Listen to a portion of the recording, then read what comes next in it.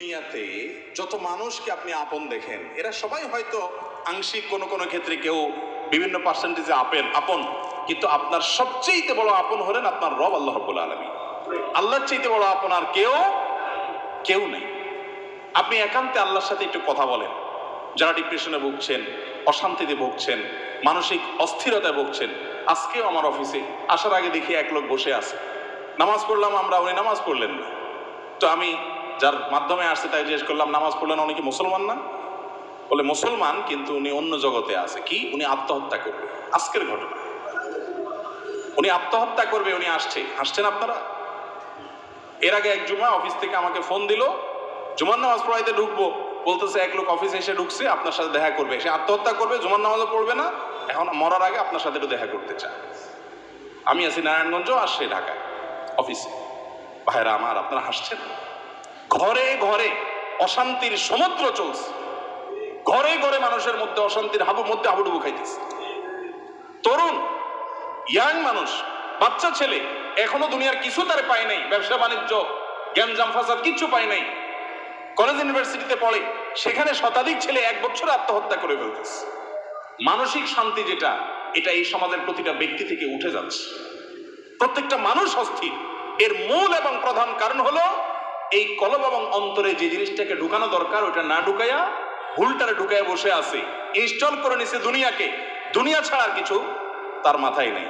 একজন যুবক, তিনি কোনো মেয়ের সাথে অবৈধ সম্পর্কে জড়িয়েছেন, হারাম সম্পর্কে জড়িয়েছেন, সেটা একটা বিষয়, কিন্তু সেই মেয়ে তার সাথে ধরুন কথা রাখে নাই, সে আরেকজনের সাথে ভেগে গেছে বা অন্য কোথাও তার বিয়ে হয়েছে। এখন সে ডিপ্রেশনে ভোগে। কেন ডিপ্রেশনে ভোগে? যে ওই পছন্দের মানুষটাকে সে পায় নাই। আলটিমেটলি এটা দুনিয়া, ঠিক না? ঠিক। আলটিমেটলি এটা কি? তার অন্তরে যদি আল্লাহকে স্থান দিত, আল্লাহকে যদি সবচেয়ে বেশি ভালোবাসতো, আল্লাযীনা আমানু আশাদ্দু হুব্বাল, তার অন্তরে যদি আল্লাহর সাথে মহব্বত সবচেয়ে বেশি থাকতো, আল্লাহর সন্তুষ্টিটাকে সবকিছুর উপর দিয়ে প্রায়োরিটি দিত, তাহলে এরকম কেউ তার জীবন থেকে চলে গেছে, কেউ আসছে, কোনো দোস্ত নারাজ হয়ে গেছে, কিছু টাকা লস হয়ে গেছে, একটা ব্যবসা ছুটে গেছে, কিছু ক্ষতি হয়ে গেছে, এগুলোর কোনোটি তার জীবনে কোনো প্রকার প্রভাব ফেলতো? কি হয়েছে? এগুলো গেছে, আরো আসবে, না আসলোই না, তাতে কি সমস্যা? আমাকে তো আল্লাহর কাছে যেতে হবে, কিয়ামতের ময়দানে দাঁড়াতে হবে, সারা জীবনের হিসাব দিতে হবে। আমি সেই জায়গায় কি হিসাব দিতে পারবো, সেই জিনিসটা আমি ঠিক রাখতে পেরেছি কিনা, এটাই হলো আমার মূল গোলের জায়গা, এটা হলো মূল টার্গেটের জায়গা। এইভাবে যদি আপনি ভাবেন, তাহলে আপনার মধ্যে ডিপ্রেশন ইনশাল্লাহ এমনিতেই দূর হয়ে যাবে। মোহতারাম হাজরিন, অতএব সম্পদ উপার্জন করেন, ব্যবসা বাণিজ্য করেন এবং জাগতিক কাজ করেন, এতে কোনো সমস্যা নাই, কিন্তু অন্তরে দুনিয়াকে নয়, আল্লাহকে স্থান দেন। এবং এই স্থান দিতে গিয়ে আপনাকে স্যাক্রিফাইস করতে হবে। কি স্যাক্রিফাইস? ওই যে সৎ পথে চলবেন, হক হালালে চলবেন, টাকা পয়সা বেশি হবে না। অন্যরা তো দূরের কথা, নিজের আপন মা বাবার কাছেও দাম পাবেন না, ভাই বোনের কাছে দাম পাবেন না, বইয়ের কাছেও হয়তো দাম পাবেন না, ছেলে মেয়ের কাছেও হয়তো দাম পাবেন না, বন্ধু বান্ধবের কাছেও দাম পাবেন না, এলাকার ইমাম সাহেব, খতিব সাহেব, হুজুর সাহেবের কাছেও দাম পাবেন না, কারণ পয়সা নেই। কিন্তু আল্লাহর কসম, যে জায়গায় দাম পাওয়া দরকার সেই জায়গা ঠিকই পাবেন। আরশে আজিমের মালিক আপনার অনেক বেশি মূল্য দিবেন। নবী করিম সাল্লাল্লাহু আলাইহি সাল্লাম কতবার এরকম বলেছেন সাহাবীদেরকে, তোমরা কোনো জান্নাতি লোক দেখতে চাও?